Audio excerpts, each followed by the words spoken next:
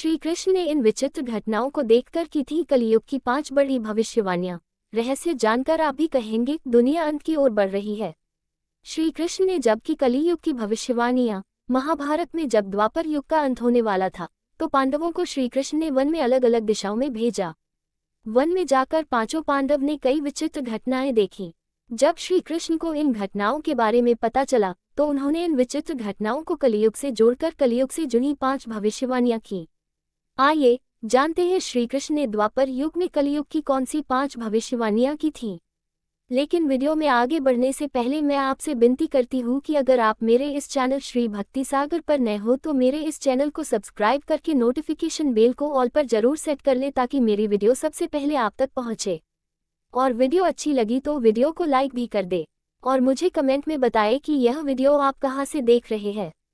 Let's start. Mahabharat का रक्तरंजित युद्ध होने के बाद पांडवों ने कई वर्षों तक हस्तिनापुर में शासन किया, लेकिन पांडवों का मन फिर भी राजकाज में पूरी तरह रम नहीं पाया था, क्योंकि इतने भयानक युद्ध में पांडवों ने सिंहासन तो प्राप्त कर लिया लेकिन बाकी सब खो दिया। वहीं द्वापर युग समाप्त होने की तरफ बढ़ रहा था। श्री कृष्ण जानते थे कि द्वापर युग के अंत के बाद कलियुग का आगमन होना है। श्री कृष्ण पांडवों के सामने भी इस बात का उल्लेख कर चुके थे। ऐसे में एक दिन अर्जुन ने श्री कृष्ण से प्रश्न किया कि कलियुग क्या है और कलिकाल की गति क्या होगी। अर्जुन का सवाल सुनकर श्री कृष्ण ने मुस्कुराकर कहा, हे पांडु पुत्रों, तुम सभी वन में जाओ और वहां तुम्हें जो भी विचित्र दृश्य दिखाई दे उसके बारे में आकर मुझे बताओ। श्री कृष्ण की आज्ञा का पालन करते हुए सभी पांडव वन में अलग अलग दिशाओं में चल दिए। इसके बाद जब पांडव वापस श्री कृष्ण के पास लौटे तो श्री कृष्ण ने उनके देखे गए दृश्यों के आधार पर कलियुग की भविष्यवाणियां की। आइए जानते हैं कृष्ण द्वारा की गई कलियुग की भविष्यवाणियां। पहले हम ये जानेंगे कि पांडव ने जंगल में क्या देखा था, फिर हम श्री कृष्ण के द्वारा की गई भविष्यवाणी को जानेंगे। 1. युधिष्ठिर ने वन में क्या देखा। युधिष्ठिर जब वन में भटकने लगे तो उन्होंने देखा कि किसी हाथी की 2 सूंड हैं। युधिष्ठिर को ये देखकर बहुत ही आश्चर्य हुआ।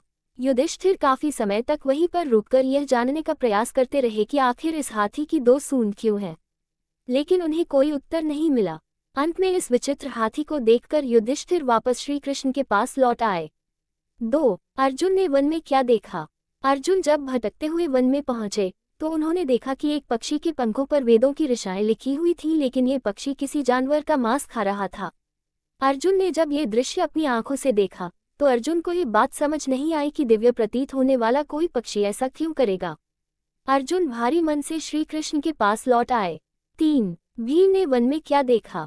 भीम जब वन में भटकते भटकते पहुंचे तो उन्होंने देखा कि एक गाय ने बछड़े को जन्म दिया और बछड़े को प्रेम में इतना चाहती रही कि बछड़ा घायल हो गया। बछड़े में से खून निकलने लगा। गाय के इस प्रेम को देखकर भीम को कोई शब्द नहीं सूझ रहे थे। 4. नकुल ने वन में क्या देखा। नकुल ने वन में देखा कि एक बड़ी सा पत्थर लुढ़कते हुए आ रहा है। इस बड़े पत्थर ने रास्ते में पड़ने वाले सभी पेड़ पौधों को गिरा दिया। इस पत्थर को मजबूत दिखने वाले पेड़ भी नहीं रोक पाए, लेकिन इस जैसे ही यह शिला एक छोटे से पौधे के पास पहुंची, उस पौधे का स्पर्श पाते ही यह पत्थर वहीं पर रुक गया। नकुल ने यह दृश्य देखा और इसे बताने के लिए श्री कृष्ण के पास आ गए।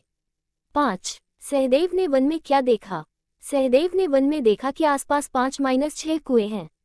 उन सभी में पानी है, लेकिन इन छोटे कुओं के बीच में जो बड़ा कुआं है वह बिल्कुल खाली है, जबकि बीच का कुआं गहरा है फिर भी इसमें पानी नहीं है। सहदेव इस कुएं के रहस्य को जाने बिना ही श्री कृष्ण के पास लौट गए। चलिए अब जानते हैं कि श्री कृष्ण ने क्या की थी भविष्यवाणी। 1. श्री कृष्ण ने युधिष्ठिर के दृश्य के बारे में की यह भविष्यवाणी। जब श्री कृष्ण को धर्मराज युधिष्ठिर ने वन में घटित घटना के बारे में बताया तो श्री कृष्ण ने कहा, हे धर्मराज, तुमने जो भी देखा वो कलियुग के आने की आहट है। हाथी की 2 सूंड का अर्थ यह है कि भविष्य में इस धरती पर मनुष्य 2 तरह की बातें करेंगे।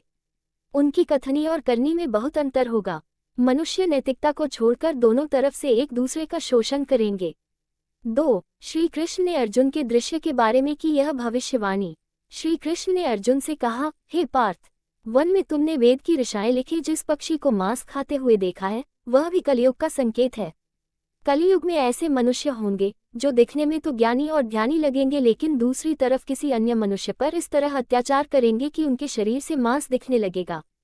इसका अर्थ यह है कि ज्ञान का दिखावा करके मनुष्य एक दूसरे के मांस का भक्षण करेंगे। उन्हें केवल पद और धन से ही मतलब रहेगा, फिर चाहे उन्हें किसी की हत्या ही क्यों न करनी पड़े। कलियुग में मनुष्य का अहंकार उनके घरों से भी बड़ा होगा। 3. श्री कृष्ण ने भीम के दृश्य के बारे में की यह भविष्यवाणी। श्री कृष्ण ने भीम के से कहा, भीम, जिस तरह तुमने गाय को अपने बछड़े को वात्सल्य में चाटकर घायल करते हुए देखा, उसी तरह कलियुग में माता पिता अपने बच्चों के मुंह में इतने अंधे हो जाएंगे कि उनके सही गलत का ज्ञान भी उन्हें नहीं होगा।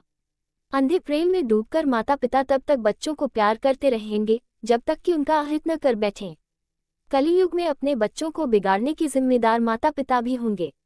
4. श्री कृष्ण ने नकुल के दृश्य के बारे में की यह भविष्यवाणी। श्री कृष्ण ने नकुल से कहा कि कलियुग में ऐसा समय आएगा जब मनुष्य का पतन इतनी तेजी से होगा कि अपने संपर्क में आने वाले बड़े और मजबूत दिखने वाले मनुष्यों को भी वह पतन की ओर ले जाएगा, लेकिन एक छोटा सा पौधा यानी हरि नाम उस मनुष्य के पतन को रोकेगा। इसलिए कलियुग में हरि नाम जपने से मनुष्य धर्म मार्ग पर टिका रह पाएगा। 5. श्री कृष्ण ने सहदेव के दृश्य के बारे में की यह भविष्यवाणी। सहदेव के खाली कुएं वाले दृश्य का वर्णन करते हुए श्री कृष्ण ने कहा कि कलियुग में भी मनुष्य इसी तरह का हो जाएगा, जब मनुष्य दिखावे के लिए अपने धन को खर्च करेंगे। विवाह, जन्म, मरण आदि उत्सवों पर पैसे बहाएंगे और उन लोगों को धन और उपहार देंगे जो पहले से भरे हुए हैं, लेकिन उनके आस पड़ोस और रिश्ते नातों में गरीबी और तंगी को झेल रहे मनुष्यों के लिए उसके पास कुछ नहीं होगा। उनका ध्यान जरूरतमंद लोगों पर नहीं जाएगा।